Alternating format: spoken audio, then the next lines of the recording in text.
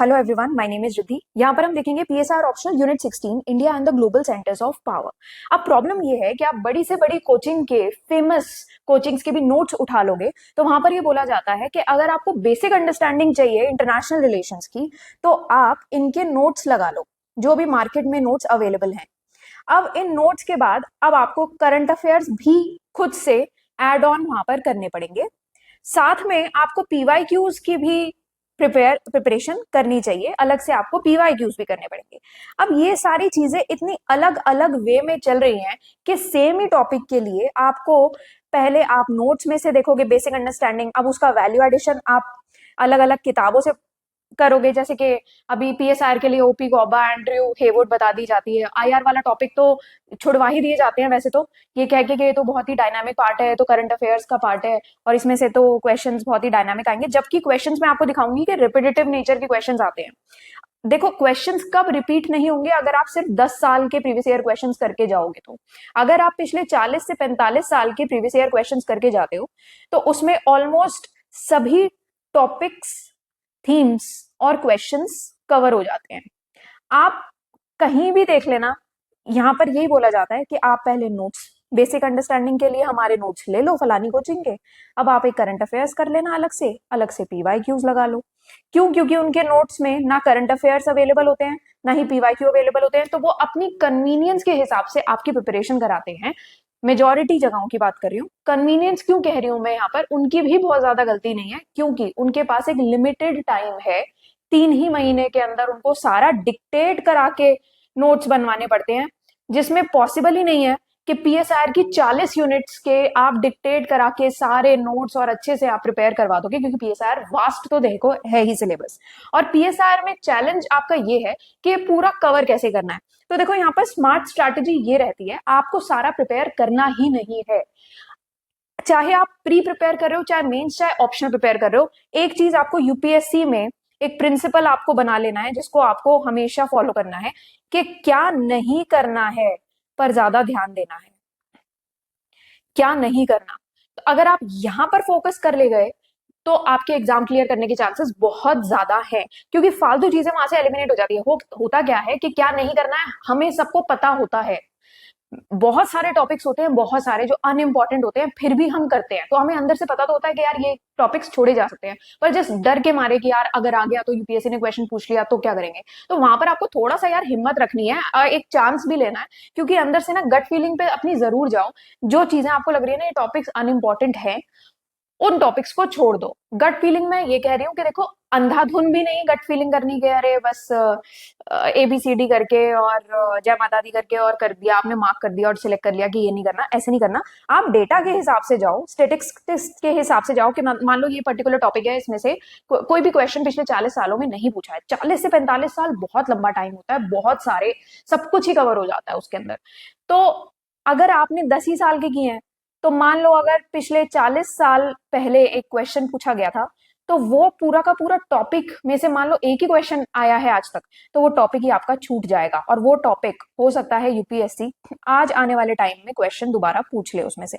ऐसे बहुत सारे टॉपिक्स हैं। तो जैसे कि India and the global centres of power है।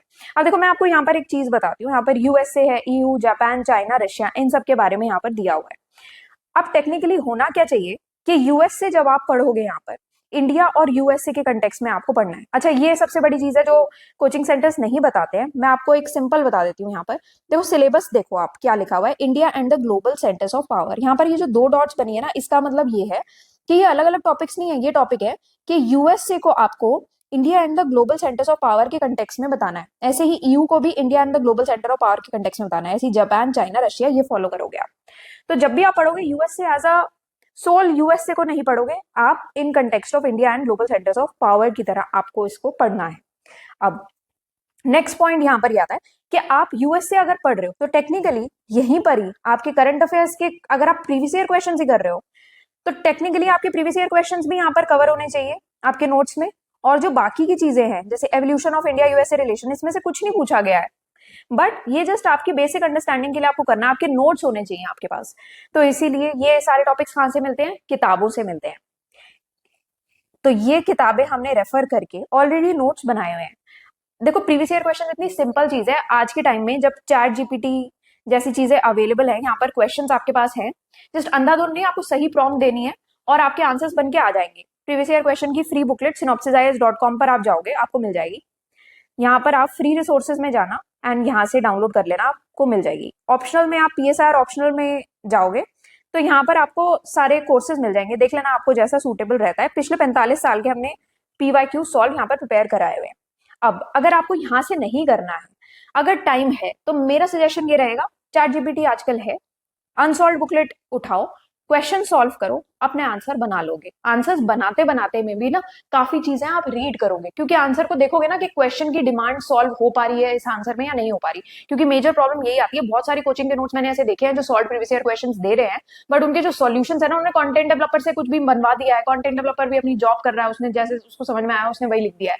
बट प्रॉब्लम यह है कि अगर आपने सही प्रॉम्प्ट नहीं दिया, वो चेक भी नहीं करते हैं कि क्वेश्चन की डिमांड को उनका आंसर सॉल्व कर पा रहा है, मीट कर रहा है या नहीं कर रहा है, क्योंकि उसका कोई मतलब ही नहीं है ना अगर क्वेश्चन ने आंसर मीट ही नहीं कर रहा डिमांड ऑफ द क्वेश्चन, और यूपीएससी रिपीट भी कर रहा है क्वेश्चन, तो वो क्वेश्चन रट के जाने का कोई मतलब नहीं बनता। अगर आप खुद से प्रिपेयर करोगे ना, तो थोड़ा सा प्रिसिशन के साथ, थोड़ा सा रिव्यू करते हुए आप आंसर्स प्रिपेयर करोगे, इस वजह से आपके आंसर्स क्वेश्चन की डिमांड को काफी चांसेस है कि मीट कर जाएंगे।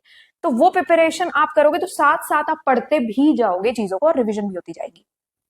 दूसरा AI टूल है solvitbi.com। यहाँ से भी आपको बहुत ज्यादा कुछ करने की नहीं है, यहाँ पर प्रॉम्प्ट वगैरह सब दिए गए रहते हैं, किताबें वगैरह सब फीडेड रहती हैं, आपको बस जाके वहां पर अपना टॉपिक सिलेक्ट करना होता है, और वो भी AI है, ठीक है। तो ये सब आपको देखना है कि आपको क्या सूटेबल लगता है अपनी रिक्वायरमेंट के हिसाब से।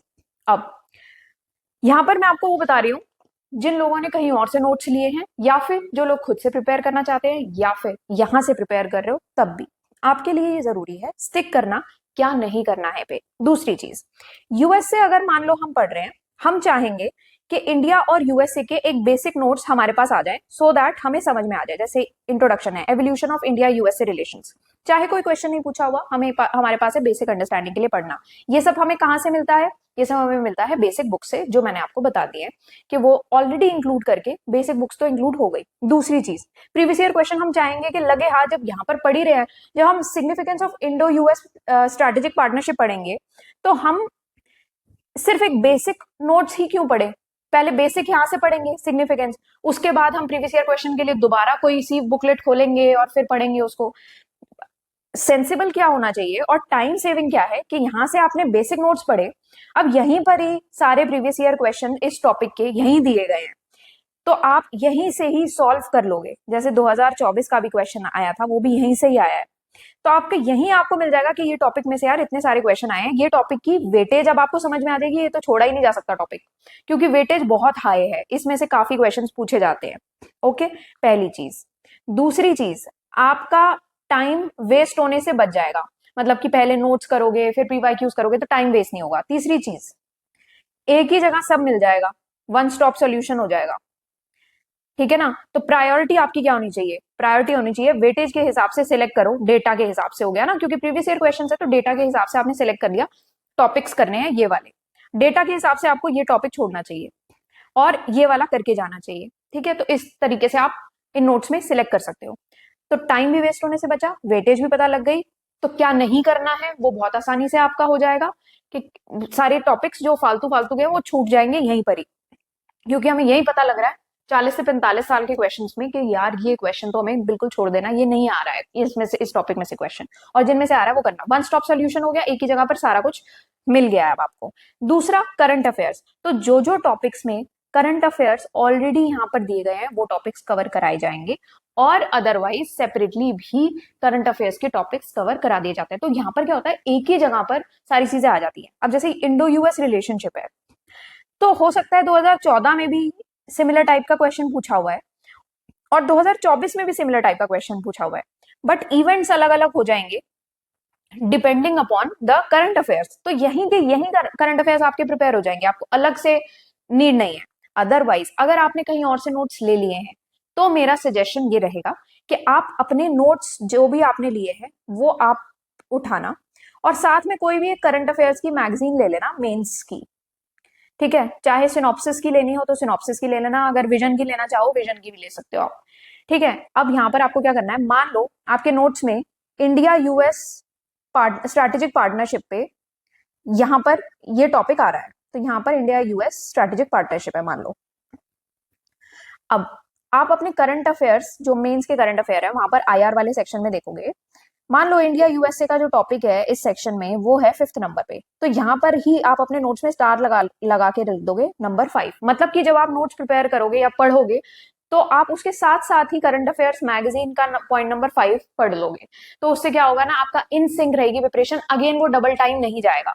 क्योंकि क्या होता है ना, अभी आप ये टॉपिक पढ़ रहे हो, उसके बाद आप सोचोगे कि करंट अफेयर्स में से मैं अलग से प्रिपेयर करूं और फिर वहां पर इंडिया यूएस से अलग से पढ़ूं और फिर मेरे को एग्जाम में याद भी रह जाएगा, ये रियलिस्टिक नहीं है, पॉसिबल नहीं है ये चीज, ये बहुत ही मतलब अजीब सी चीज है ये। ठीक है, उतना नहीं करना, थोड़ा रियलिस्टिक वे में प्रिपरेशन हम रखेंगे। तो इस तरीके से आपको इंडिया यूएसए का टॉपिक प्रिपेयर करना है। बहुत सारे टॉपिक्स पूछे गए हैं। अब क्वेश्चंस भी रिपीट हो जाते हैं, टॉपिक्स रिपीट होती हैं, थीम्स रिपीट होते हैं, वो आप देख ही रहे हो कि इसी टॉपिक में से, इसी थीम में से क्वेश्चन पूछा हुआ है। जैसे कि 2024 में पूछा था कि India and USA have become such strong strategic partners that they need not become formal allies, comment. अब इस क्वेश्चन को ना हल्का सा ट्वीक करके 2014 में पूछा था कि do you agree with the view that USA is of late willing to treat India as a partner rather than merely a camp follower, give reasons for your answer. बहुत सिमिलर टाइप के question है, हल्का सा tweak है, but theme आपकी वही है। Question word to word नहीं है, थोड़े से वर्ड्स मॉडिफाई किए गए हैं। बट आप यहाँ पर देखोगे आपको क्वेश्चन समझ में आ जाएंगे, ये तो बहुत सिमिलर क्वेश्चन है। जैसे कि हम जो पढ़ते हैं ना इन नोट्स में, वो हम पढ़ते हैं की अग्रीमेंट्स कोलैबोरेटिव एफर्ट्स में, हम फाउंडेशनल अग्रीमेंट, लेमुआ, कॉमकासा, बेका, ये तो हम पढ़ते ही है। तो यहाँ से 2022 में भी क्वेश्चन पूछा गया था कि explain the significance of BECA for Indo US strategic relations. Next यहाँ पर parliament's role in Indo US nuclear agreement पर भी आया है क्वेश्चन। बहुत सारे क्वेश्चंस आप यहाँ पर देख सकते हो। एक क्वेश्चन जो इस बार के लिए आपको प्रिपेयर करके जाना चाहिए, Pakistan role in cold war Indo US relations, ये वाला। और साथ में एक और क्वेश्चन यहाँ पर पूछा गया था जो कि पाकिस्तान के ऊपर ही एक क्वेश्चन था। यहाँ पर ये टॉपिक है US relations with Pakistan and China. ये टॉपिक आपको जरूर करके जाना चाहिए, points of divergence and challenges, क्योंकि ये अभी के करंट अफेयर्स के पॉइंट ऑफ व्यू से ये टॉपिक अच्छा आपके लिए रहेगा। डोमेस्टिक इन्फ्लुएंसेस, पॉलिटिकल लीडरशिप, ये प्रिपेयर करके जाना। ये जो जहां पर जितने पॉइंटर्स मैं आपको बता रही हूँ ना, ये पॉइंटर्स अभी रिसेंटली ऐड किए हैं हम लोगों ने और अच्छे पॉइंटर्स हैं। ये अभी के टाइम के लिए आपके लिए अच्छे रहेंगे क्योंकि एआई वगैरह भी इसमें ऐड किया है, टेक्नोलॉजी का क्या रोल है थोड़ा सा ट्वीक किया है और थोड़े से एक्स्ट्रा इंपॉर्टेंट पॉइंटर्स ऐड किए हैं, अपडेट किया है मटेरियल। तो आप वो चीज जरूर फॉलो करना कि अपना मटेरियल जो भी आप बना रहे हो, जो नोट्स हैं, उसको अपडेट जरूर करना। ओके, ताकि आपका जो आज के करंट सिचुएशंस हैं या इवेंट्स हैं वो आपके कवर हो जाए। देखो मैं आपको अगर ऑनेस्टली बताऊं तो अगर जहां से भी आप अपने नोट्स प्रिपेयर कर रहे हो वहां पर अगर आपके प्रीवियस ईयर क्वेश्चंस नहीं सॉल्व हो पा रहे हैं ना उन नोट्स से, उन नोट्स को फाड़ के फेंक देना। उन नोट्स का कोई मतलब ही नहीं बनता, फायदा नहीं है, वो जस्ट टाइम वेस्ट है।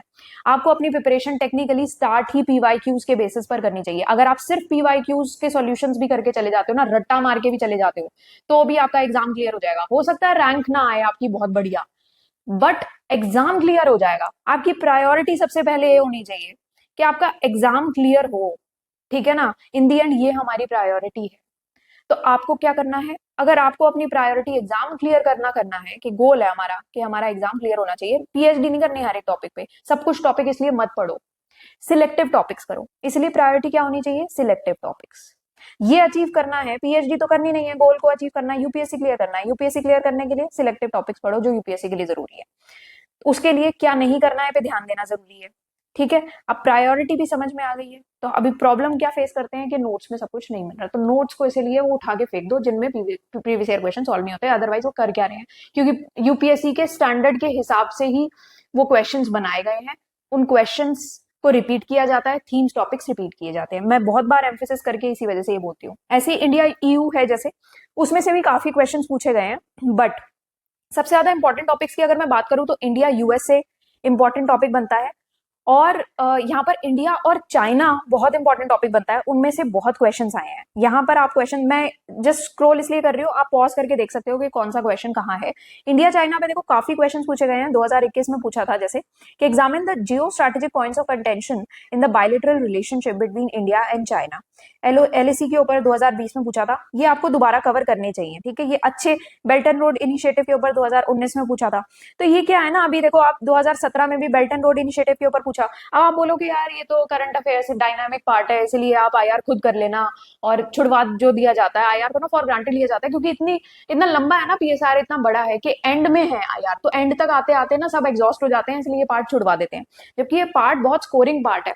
आप देखो अगर 2017 में आप बेल्ट एंड रोड इनिशिएटिव तो है, वहां पर आप प्रिपेयर करके चले गए होते, वही सेम करंट अफेयर तो 2019 में भी रिपीट हो रहा है, क्योंकि ले दे के अभी देखो चाइना में कोई नया इशू तो उजागर हो नहीं जाएगा। अब जैसे इंडिया पाकिस्तान है, कश्मीर इशू ही चल रहा है, कोई नया इशू तो उजागर नहीं हो जाएगा ना।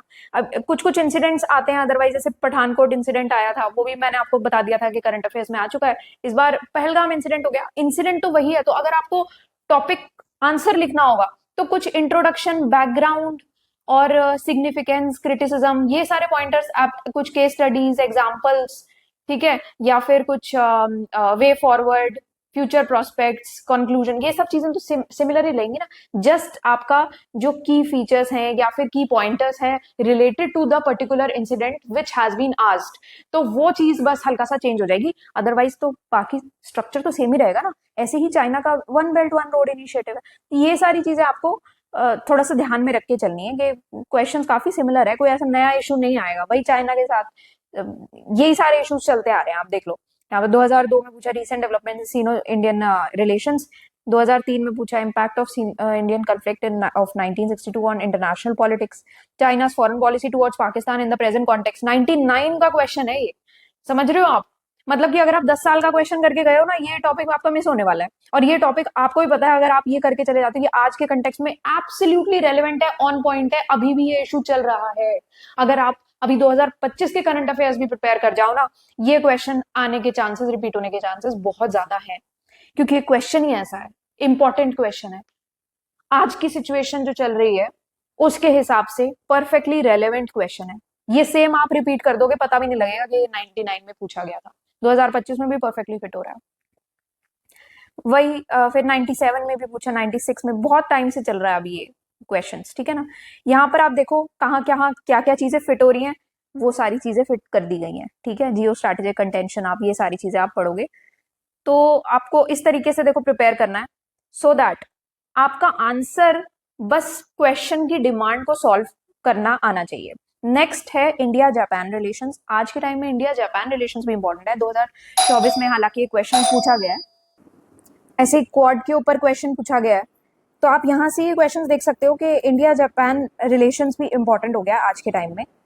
बट सबसे ज्यादा क्वेश्चन अगेन मैं वही बोलूंगी आपको कि आपको इंडिया यूएसए और इंडिया चाइना के प्रिपेयर करके जाने हैं। इंडिया रशिया पे भी 2021 में लेटेस्ट क्वेश्चन पूछा गया था। अगेन ये बहुत ही सिंपल क्वेश्चंस हैं, और वही क्वेश्चंस आप देखोगे कि ले दे के वही सिमिलर क्वेश्चंस पूछे गए हैं। आप सारे क्वेश्चंस पढ़ जाओ, आपको समझ में आ जाएगा कि सारे बिल्कुल सिमिलर टाइप ऑफ क्वेश्चंस हैं। ओके, अब नेक्स्ट चीज जो आपको प्रिपेयर करनी है, ये तो हो गए सारे टॉपिक्स जो आपने इंडिया के कंटेक्स्ट में अलग अलग कंट्रीज का पढ़ लिया। अब नेक्स्ट टॉपिक्स आएंगे आपके इंडिया एंड इमर्जिंग पावर्स, जिसमें आप ब्रिक्स थोड़ा सा पढ़ लेना, अफ्रीका एंड लैटिन अमेरिका का थोड़ा सा पढ़ लेना, India's approach to global multilateralism, time हो तो पढ़ना, अदरवाइज कोई जरूरत नहीं है, इसमें से कोई क्वेश्चन नहीं है, but still India's approach to global multilateralism ये पढ़ लेना, ये इसमें से क्वेश्चन आने के चांसेस फिर भी हैं। Challenges in engaging global powers, ये आपको पढ़ना है, strategic outlook and then conclude कर देना, ठीक है। ये आपका ले दे के टॉपिक है, बुक्स मैंने आपको बताई दी है यहाँ पर, ठीक है। बस ये रेफर करना है आपको, और कोई क्वेश्चन हो तो कमेंट सेक्शन में लिख के आप पूछ लेना। दूसरी चीज, अगर आप टेस्ट सीरीज प्रिपेयर कर रहे हो ना कहीं से भी लेके, तो वहां पर ना रैंडम क्वेश्चंस टेस्ट सीरीज में कवर कराए जाते हैं, वो आपको नहीं करना है। आपको बिल्कुल प्रीवियस ईयर क्वेश्चंस के हिसाब से ही टेस्ट सीरीज कवर करनी है, पिछले 40 साल के या 45 साल के प्रीवियस ईयर क्वेश्चंस के हिसाब से ही टेस्ट सीरीज अपनी कवर करना, मतलब क्वेश्चन लेके और जस्ट आंसर लिख के देखना, सो दैट आपका ना वही क्वेश्चंस की प्रिपरेशन होगी जो क्वेश्चन यूपीएससी पूछने वाला है, और उन टॉपिक्स की प्रिपरेशन हो जाएगी जो यूपीएससी पूछेगा। अगेन वो सब कुछ कवर हो जाता है उसमें। अगर आप रैंडम क्वेश्चन की प्रिपरेशन कर रहे हो ना टेस्ट सीरीज में, तो उसका कोई मतलब नहीं बनता, वो तो फिर आप अंधेरे में तीर चला रहे हो बस। आपको टू द पॉइंट प्रिपरेशन करनी चाहिए, आपको देखना चाहिए यही आएगा तो इसी की प्रिपरेशन करो ना, रट्टाफिकेशन करके जाओ, उसको लिख लिख के प्रैक्टिस करो, टेस्ट सीरीज भी उसी की करो, वही आपको प्रिपेयर करना है।